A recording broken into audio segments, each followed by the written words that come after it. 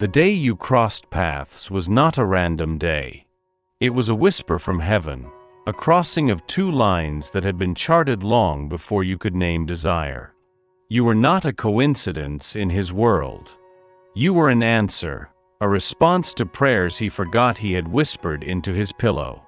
The angels had been weaving threads, aligning moments, stirring tides so that two souls could meet at a precise breath.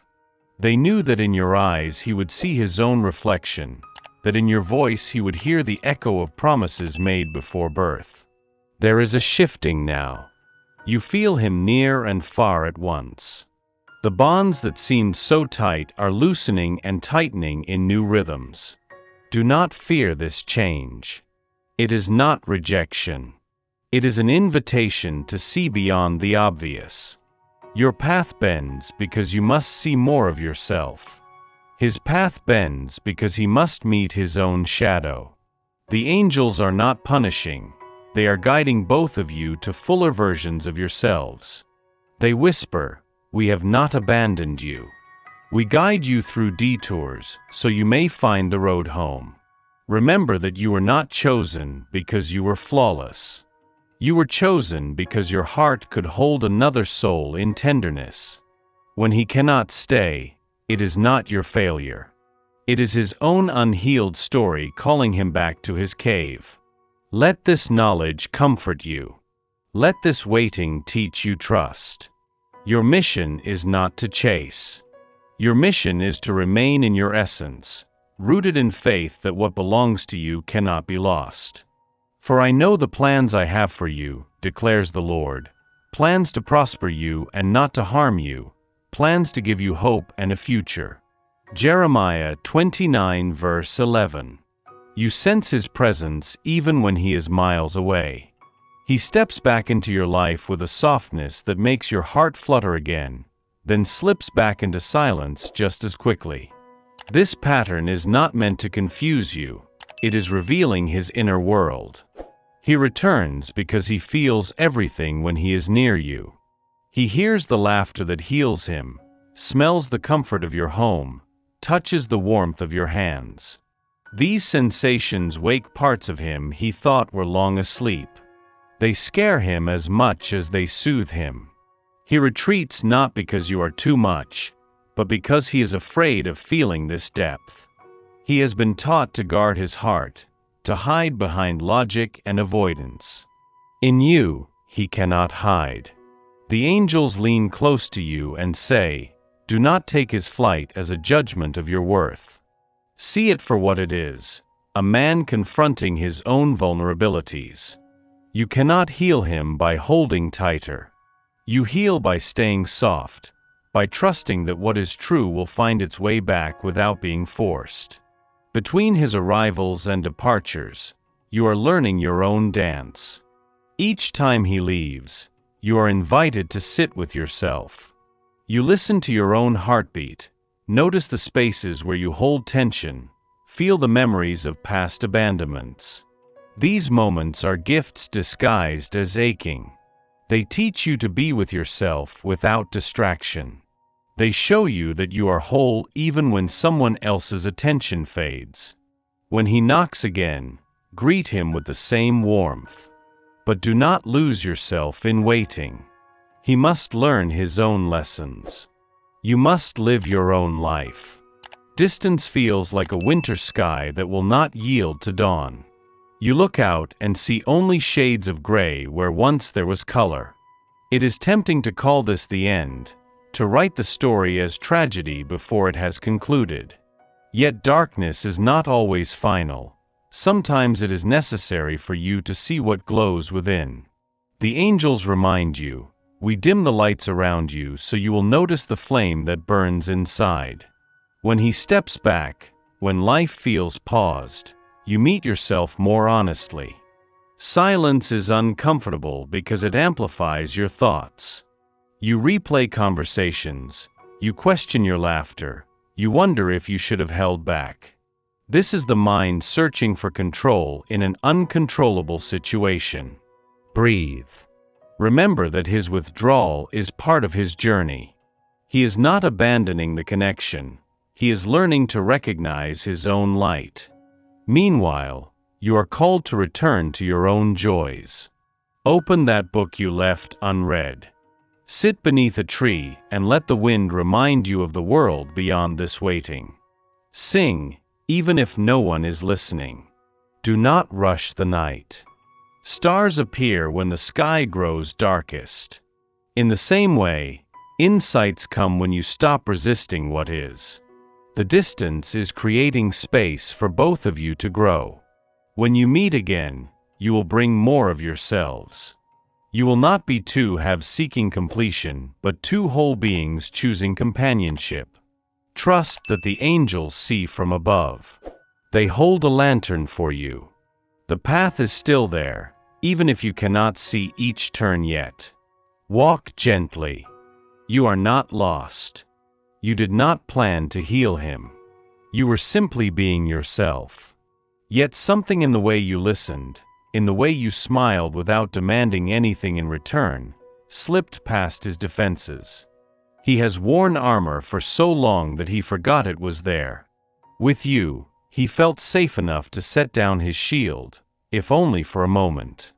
That moment was enough to fracture the walls he built around his heart. Now he feels raw, exposed. He blames the vulnerability on you because he does not yet understand that he invited it. When he pulls away, it is because the sudden exposure is overwhelming. Imagine living in darkness for years and then stepping into bright sunlight. Your eyes would instinctively close. His soul is blinking in the brightness of your compassion. The angels murmur, he is not angry at you, he is startled by his own openness. Be gentle with your own heart here. It is easy to feel guilty for his discomfort, to believe you caused his pain by loving him. But your love did not wound him, it revealed wounds that were already there. There is power in unintentional impact. You did not need to perform miracles. Your presence was enough to stir him awake. Now his journey is to face what he sees. Your journey is to release the need to fix him. You can hold space, you can send quiet prayers, you can keep loving from a place that does not demand a certain outcome. Let the cracks in his armor be the beginning of his healing, not the end of your story. You did what you were meant to do. Trust the process unfolding. Patience feels like a barren field. Days stretch, and you count them like beads on a rosary, hoping that each one brings you closer to the reunion you desire. But waiting is not emptiness. It is soil.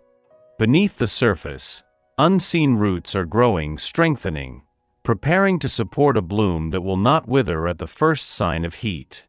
The angels lean into your ear and say, the silence is busy. We are tending to both of you in ways you cannot yet see. Trust the unseen. Use this season to water your own roots. Return to activities that make you feel alive without needing anyone else's presence. Paint messy colors on blank paper. Cook meals that feed your body and your soul. Call friends whose voices remind you of who you were before this connection consumed you. Each act of self-nourishment is a prayer. It tells the universe that you are ready to receive love, but do not depend on it to breathe. It says, I cherish my own company. And in cherishing yourself, you become more magnetic, more at ease. This waiting is teaching you to release timelines. You cannot demand that another heart moves at the pace you think is correct. He has his own pace. He must arrive in his own time. You are not losing time, you are gaining depth. The patience you practice now will serve you in all areas of life. When you finally meet again, you will be able to savor the moments instead of rushing past them. Let this season sink into you. Let it fertilize your inner garden. Seeds germinate in darkness. Trust that something beautiful is preparing to emerge. Your heart has scars that still ache when the weather shifts. You hide them under layers of strength, laughter, and achievements. But there are moments when those layers peel back, and raw feeling spills out. It is tempting to wipe your tears away quickly, to apologize for your softness. Yet vulnerability is not weakness. It is the door through which light enters. It is the way two souls meet in truth. The angels whisper, "Let your tears water the ground between you. Let your honesty invite His." There is nothing more healing than showing yourself as you are. He may not know how to hold space for vulnerability. He may look away when you cry, change the subject when you speak of fears. That does not mean you are too much. It means He has not learned to sit with His own discomfort. Keep speaking. Share your stories not to be validated, but to be free from carrying them alone. Each time you reveal another layer, you make room for intimacy. You teach by example that feeling deeply is safe. If He walks away from your honesty, it is not a sign that you should harden. It is a sign that He has more learning to do. In your private moments, speak to the wounds that still throb. Lay your hand over your chest and breathe into the tight places. Tell the younger version of yourself that she did not deserve the hurts she received. Promise her that you will not abandon her by becoming numb. Vulnerability with yourself precedes vulnerability with another. As you honor your own feelings, you become less afraid of them. The door stays open, and light continues to pour in. Control is seductive. It promises safety if you can just plan every detail, if you can predict his next move, if you can shield yourself from possible pain. Yet life has shown you that control is an illusion. The heart is not a machine. Love is a river. You can stand at its bank and try to redirect its flow, but the water will find its way regardless of your efforts. The angels remind you, the currents that guide your journey are wiser than your fear. Let go of the urge to steer what is not yours to steer. You have done your part. You have shown up with sincerity, with patience, with grace. There is nothing more to tweak or to fix. The next step is surrender. Not surrender to hopelessness, but to trust. Sit by the metaphorical river and watch how it moves. Notice how it carves paths through stone over time. Let that imagery soothe the part of you that wants instant answers. His soul is moving through its own landscape. You cannot see every twist, and you do not need to. Your job is to remain anchored in your own integrity, to not compromise your truth in exchange for temporary closeness. When anxiety rises, imagine releasing it into the water. Visualize your worries as leaves that drift away, carried by the current. Feel the relief in your chest as you accept that some things are simply beyond your control. This acceptance is freedom. It allows you to live fully instead of half-living in anticipation of His next message. Trust the currents. They have brought you together before. They will bring you where you need to be again, in ways you cannot yet imagine.